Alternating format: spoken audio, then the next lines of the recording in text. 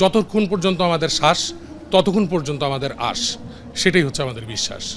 এই কনসার্টটা একটা স্টেটমেন্ট আমাদের দেশের লাস্ট কয়েক মাসে যেটা হলো এবং এখন যেটা হচ্ছে এবং সামনে ভবিষ্যতে আমরা কি করতে পারি সেইটার একটা স্টেটমেন্ট এই কনসার্টের মাধ্যমে দিচ্ছে। এটার সাথে আমাদের জুলাই অভ্যুত্থানের আহত এবং নিহত অনেক শহীদ পরিবারের সাথে এটার একটা কানেকশন আছে, এখানে অর্গানাইজাররা সেটার সাথে কানেক্টেড। সো এটার জন্য খুব ইম্পর্ট্যান্ট ছিল যে এই স্টেটমেন্টটা মেক করা এবং এই শোটা সাকসেসফুলি যেন হয় এবং হচ্ছে, সেটা খুব ইম্পর্ট্যান্ট ছিল এবং আমরা সেটার সাথে জড়িত হতে পেরেছি এবং আমরা খুবই আনন্দিত। এই কনসার্টটা অবশ্যই খুবই একটা স্পেশাল কনসার্ট, বিকজ আমরা সবাই কারণটা জানি। সেটার সঙ্গে সঙ্গে আরও স্পেশাল বিকজ এটা বিজয়ের মাস। আমরা বিজয়ের মাসে এরকম একটা কনসার্ট করছি। We are really proud to be a part of this celebration.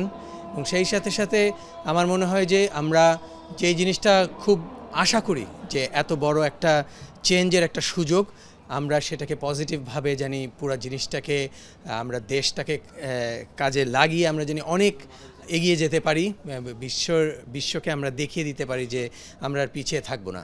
এই আন্দোলন যেটাই হয়েছে প্রথম শুরু থেকেই আর্টসেল ভোকাল ছিল। আর্টসেল আমরা সবসময় সাপোর্ট দিয়ে গেছি সবসময়। যেখানে আর্টিস্টদের আমাদের একটা কমিউনিটি ছিল, আর্টিস্ট কমিউনিটি থেকে আমরা সবাই রাস্তায় নেমেছিলাম। তো ওই দিক থেকে আমাদের মনে হয় যে এর সাথে আমরা একাত্মতা ঘোষণা করাটা খুব জরুরি। তো সেই জন্যই আর্টসেল এখানে আছে। আমাদের যেটা মনে হয় যে গান বাজনা এমন একটা ব্যাপার, যেই ব্যাপারটা মানুষের কল্যাণেই ব্যবহার হয় এবং আমরা আর্টসেল আমরা সবসময় চাই দেশের এবং পৃথিবীর ভালোতে যাতে আমাদের গানগুলো কাজে লাগে এবং এই গানগুলো যাতে শুধুমাত্র গান না হয়, বরঞ্চ এই পৃথিবীর মানুষ যাতে কিছু জিনিসপত্র শিখতে পারে যে কিভাবে আমাদেরকে চিন্তা করতে হয়, কিভাবে আমাদেরকে জীবন পথ চলতে হবে। তো আমাদের দেশের এই একটা অবস্থা যেটা আমরা বলছি, আমরা চিন্তা করি, আমরা ভাবি আমাদের মননে যে আমরা নতুনভাবে আমাদের দেশকে দেখতে পাই। তো এই নতুনভাবে দেখার যে একটা সুযোগ করা হলো, এই সুযোগে সামিল হওয়াটাই তো স্বাভাবিক এবং নতুনের স্রোতে ভেসে চলাই হচ্ছে ব্যান্ড সঙ্গীতের আদর্শ। যৌবন ব্যান্ড সঙ্গীত একই সূত্রে গাঁথা। তো সেই জিনিসটা থেকেই আমরা উদ্বেলিত হয়ে আমরা এই জনগণের সাথে এবং দেশমাতৃকার মঙ্গলের জন্য সামনে আরও সুগম করার জন্য পথ আমরা এখানে পারফর্ম করেছি and we are feeling so good. Well, আমাদের কাছে এই অডিয়েন্সের যে তারা যে খুশি হয়েছে, তারা যে আনন্দ পাচ্ছে, এই জিনিসটা সবসময় আমাদের কাছে ভালো লাগে।